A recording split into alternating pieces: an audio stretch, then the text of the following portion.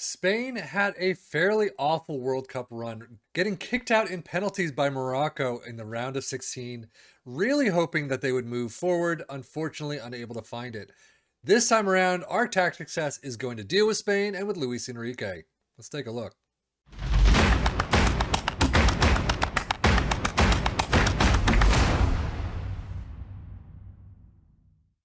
This is the 4-3-3 Luis Enrique España tactic. It is, again, one that I saw in the Steam Workshop. The images looked really interesting. I've been a big Luis Enrique fan as much as I can be, but wanted to see what this 4-3-3 would be like. I do have to do a couple more two strikers up top, so I apologize for that. I've got to find some good ones. They're really not a lot out there, unfortunately, right now from last time I checked. But this is the 4-3-3 Luis Enrique España tactic. And as you can see, it did not work well in the Premier League. This is no transfers. We're going back to no transfers for this one.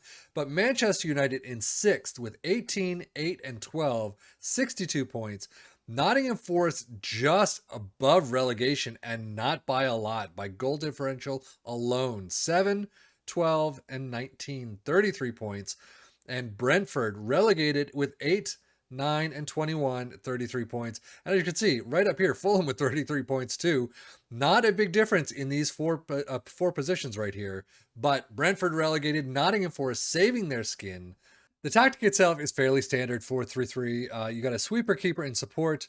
You got a wing back on the left in attack, a fullback in defend. Yeah, so this is definitely made more for the Spanish team and not for just in general plug and play tactic. Two central defenders on defend, a DM on support, two advanced player makers, one on support on the left, one in attack on the right, inverted winger on support on the left, a winger in attack on the right, and a false nine in support centrally. It is attacking mentality, custom control possession. In possession, you got attacking width is fairly wide, play out of defense, passing direction is much shorter, tempo is slightly lower. Whip crosses, work the ball in the box, and be more expressive. In transition, counter press, distribute to center back, and take short kicks. And then out of possession, high press line of engagement, much higher defensive line, prevent short keeper distribution, trigger press much more often, and stop the crosses. Opposition instructions, absolutely nothing. Let's take a look at their schedules. Manchester United could see not too bad, spottier than we had seen with both the likes of Liverpool and Man City. However, overall, a good first half of the season, couple losses here and there.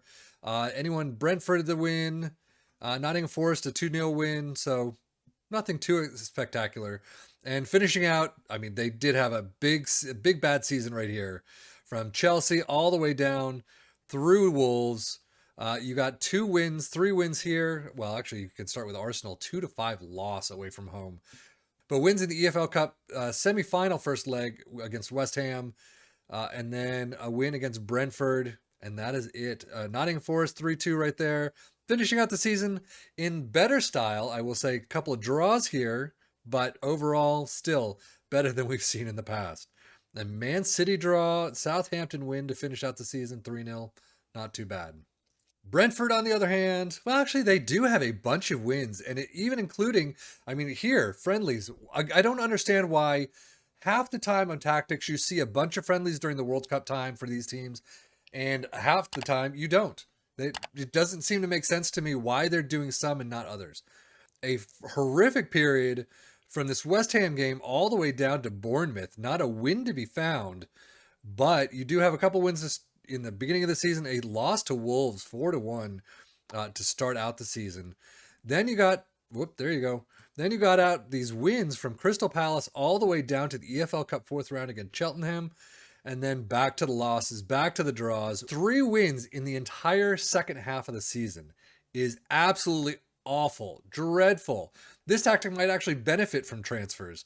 I did not look at the transfers with this one, so I don't know what they would do, but wins against Cheltenham in the EFL Cup fourth round, the FA Cup third round against Morecambe, and then Everton 2-1 in the Prem. That is just insane. And I will say they're not losing by much. I mean, 1-4 is not good, but 1-2, a couple of draws, 1-1, 0-1, 0-1, 0-2 to Man City's not too bad.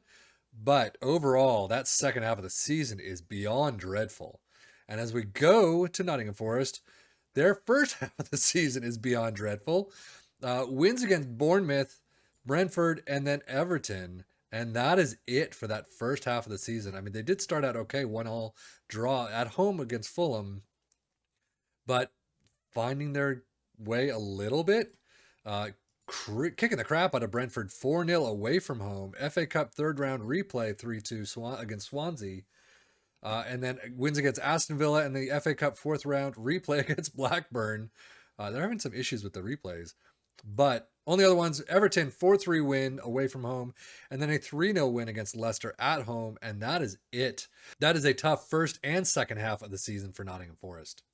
So as you can see, just out of relegation zone and 17th in the Premier League. Friendly Cup, they won the third place playoff.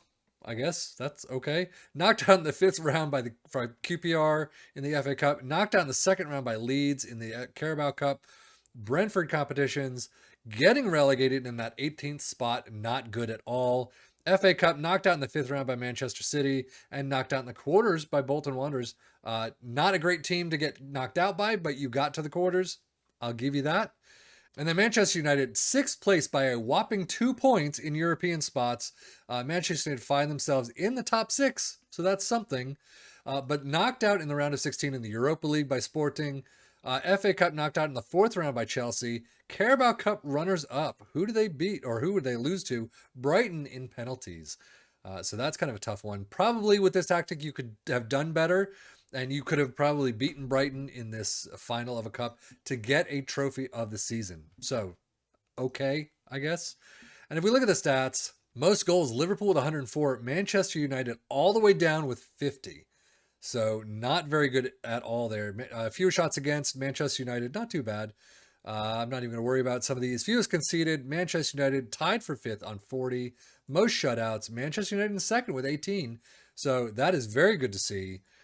Most tackles won, best passing completion. There you go. Manchester United with 90, Brentford and Nottingham Forest all up there as well.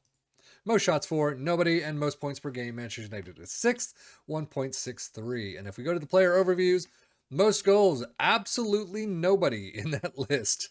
Most assists, absolutely nobody in that list. And then most player of the match awards, David Raya at Brentford, 8 player of the match awards. And that is it. That is very weird to see, man. David De Gea, there you go with the 18. But that is very weird to see where you've got nobody in the most goals and most assists.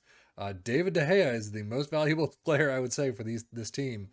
So as we finish off with the team stats alone, Cristiano Ronaldo with only 15 goals in all competitions.